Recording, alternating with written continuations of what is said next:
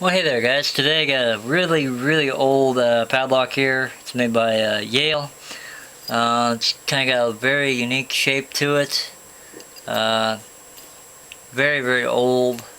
See the paint or the colorings coming off of it. On the bow of the key, it says made in the USA on one side, and on the other side it says Yale Towne. Oh gosh, let me try again. Yale and Towne Incorporated.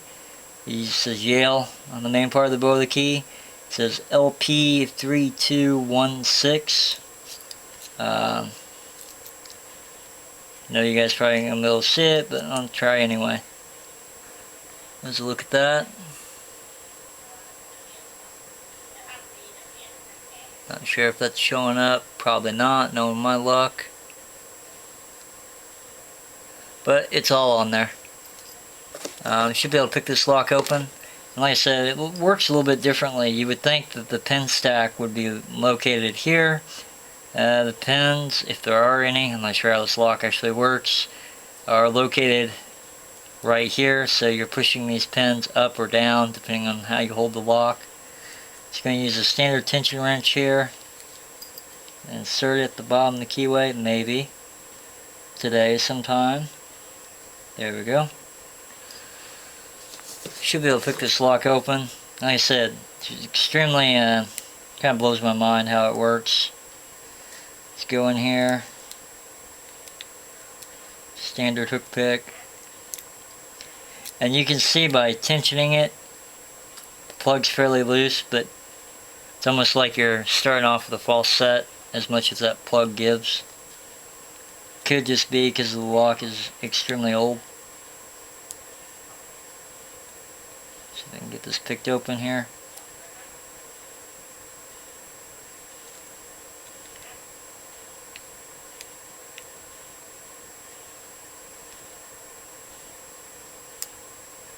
There's one. Work my way through here.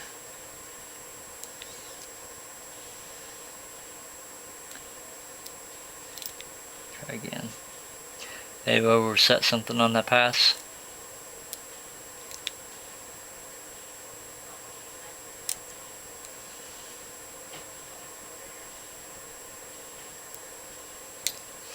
There we go. Gosh, this lock is difficult to hang on to because of its shape.